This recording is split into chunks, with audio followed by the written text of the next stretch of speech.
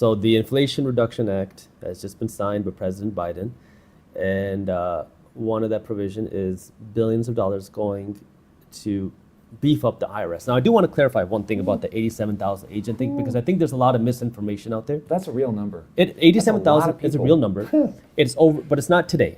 They're hiring those 87,000 people over a course of 10 years. So let me go over both sides, because I always like to balance this out so people understand what's really going on, that we can understand what might be coming. So the 87,000 people that they're hiring is going to be over a course of 10 years. They're anticipating that I think around 50,000 of the current 80,000 agents, so there's 80,000 agents right now, they want to add on 87,000 more. About 50,000 of the current agents are expected to retire over the next 10 years. So the new 87,000 is supposed to be replacing the people that are leaving and then stack on the workforce. What are they going to be doing? Well, not on paper, by word, they're saying that it's going to be only going after people making over $400,000 a year to audit those people. They want to go after the people who have taken fraudulent PPP money, fraudulent money from the government. Are they going to actually do that? Well, that's not what the bill says. The bill says is they're just going to be increasing the IRS workforce to do more what they do. Now, the next question is, what do they do? Well, how do we just look at history? 2021, 50% of IRS audits were on people making less than $75,000 a year. What does that tell us? Well, if they bring on more people, what they want to do, they want to increase tax audits. They want to go after more people for tax dollars. Now, we can debate all day long what is ethical in taxes. That's a whole different thing. Let's just look at the fact with the IRS thing. They want to go after people who owe a specific amount of money, which is what the taxes say that they're supposed to get. So that's what they said that they want to do. Well, if 50% of people who are being audited are making under $75,000 a year, what is probably going to happen with this additional IRS agents? Well, they're probably going to follow a similar percentage of people that they're auditing. They will probably try to go after bigger corporations. Part of the Inflation Reduction Act, if I'm not misunderstood, this just happened, like I'm reading this before this interview, was they want to create a minimum tax for corporations. So they want to go after corporations like Amazon, who use deductions to pay little to no money in taxes legally. So they want to close some of those loopholes. They want to go after people who potentially didn't pay enough in taxes. So they're going to be doing a lot of this stuff. Bro, I'm so worried about young people that were not thinking about taxes with crypto and just going ham. Like, it's crazy. Yeah. Small business owners, if you're a small business owner, if you're investing your money, because even if you're a side hustler, because in the last couple of years we saw the new $600 rule. If you're getting money on Venmo, that $600 rule. So, you don't have to pay tax. Yeah, well, in Venmo never really tracked or reported these transactions rather. Versus now, if you're getting a lot of money in Venmo, you have to report it. Venmo will report it even if you don't report it. So, doing side hustles become more difficult. I never even thought about that. So there's a lot of different things this additional IRS agents isn't something that just happened overnight. Yeah. This has been something that's been kind of building up. I've been talking about this on YouTube. So much, Jesus. Where, this is kind of one of the downfalls of a digital dollar is everything gets tracked. Every transaction gets tracked. Every purchase gets tracked. Every spend gets tracked. Because if there's no cash, everything is going to be taxed and tracked.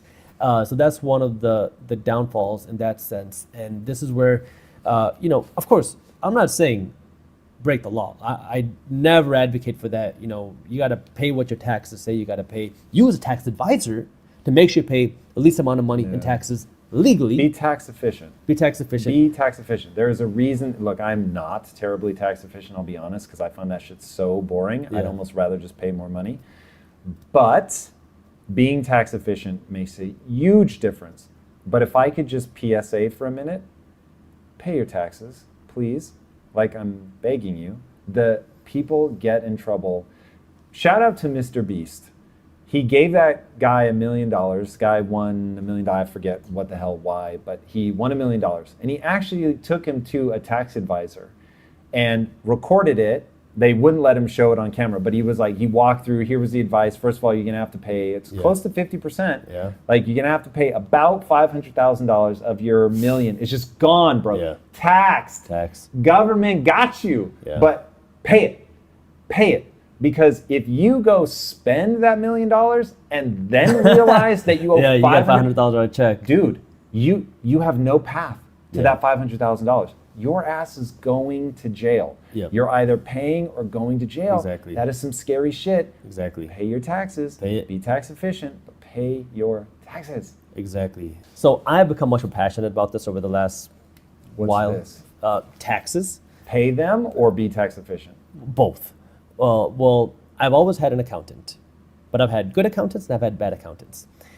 And I will tell you, it pays to pay for a good accountant. Facts. And the reason why is because I'm going to give you just a straight example. I forgot what day this was, but I was in my office, get a call from my accountant. He says, "Hey, Jaspreet, how are you doing?" I said, "Good." He said, "Hey, listen, we made some miscalculations. I need you to do me a favor and send $100,000 to the IRS by tonight, and another $15,000 to the state by tonight." And I got a little upset. I was like, "What are you talking about? How can you say that?" And then he's like, "Well, one more thing I want to say before you say that you also are probably going to pay a penalty on this." And I was like, "How can you say that this is my fault?" He's like, "It's no one's fault. It's just we made a mistake." And I said, "If I'm the one that has to pay the fee and the penalty, something's not adding up." I fired him. I pay a lot more money for a good advisor. And this blew my mind because one, now when him and I meet, we are actually like going over, he records all my books, he goes through everything. He's like, "Here's your revenue, here's your expenses, here's what they look like, here's what you're spent, here's how things have changed, here's your profit, here's your tax liability. Here are things that you can do right now based on the tax law to limit your tax liability. Here's the things that we recommend. Here's what you may want to consider doing." And now I'm like, wow, you're telling me that like I could have been paying this, so I'm paying way more than it was before, but I'm saving that money in taxes. And so this is actually a very recent thing. This is the first time I'm talking about this. I actually, over the last number of months, I talked to him and said, "Look, man, this is a service many people need, business owners, because most of the times we're not taught this type of stuff." So him and I are working together to actually build a proper tax advising firm we're going to start with small business owners to help you understand your cash flow, understand your tax liability, and understand how to legally manage this tax liability, because the IRS tax code, I'm telling you from an attorney, I studied a lot of tax law. The tax code is over 2,000 pages long. Whoa. You can't understand this versus this guy, my advisor, he has a whole team. He lives, breathes, this is all he does. Like, he wakes up and thinks about taxes, okay? Like, it takes a special type of person to do that. If you're enjoying this video and want to take your investing to the next level, I want to remind you that I put together a free investing masterclass where I walk you through how you can get started as an investor and find hidden investment opportunities before everybody else. It's a completely free masterclass, and when you register, you'll also get access to Market Briefs, which is my newsletter for investors, completely free, complimentary as a bonus. So if you want to get the investing masterclass and Market Briefs all for free, all you have to do is click the link down in the description below to get it. And I was like, "Look, we need to get your mind into more people." So him and I are working together to build something. So if you're a small business owner and you want the type of advice, I mean, I don't have any website or anything, but you just email me. Maybe my assistant can send you over to him, team@theminoritymindset.com. So like, it is so important now. 87,000 new agents come in. They're going to want to raise taxes. Why? It goes back to inflation.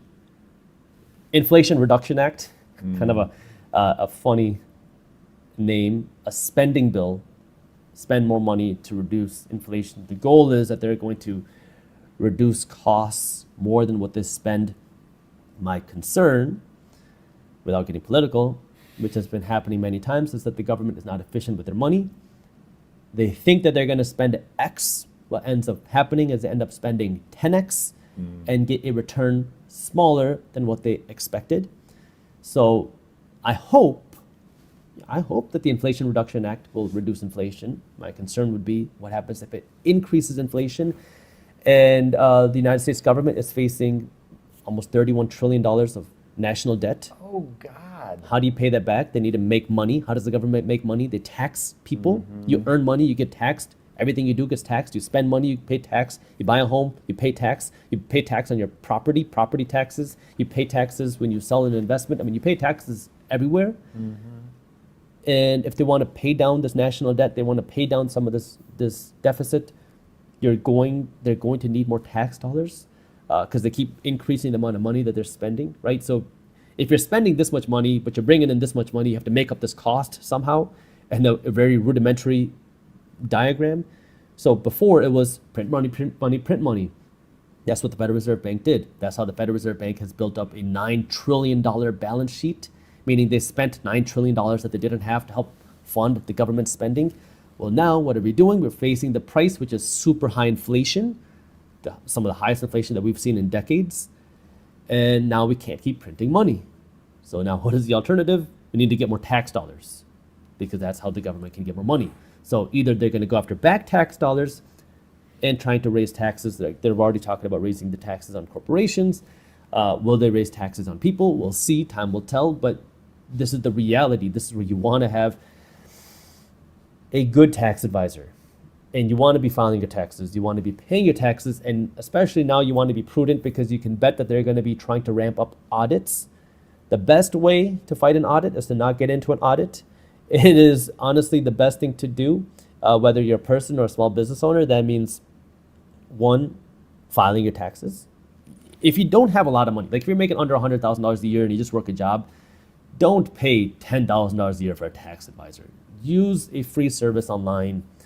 Use something that's going to help you. You show your W-2, whatever else you're doing. It's much simpler. Now, if you're making more money, you have real estate investments, you have other investments, you have a business.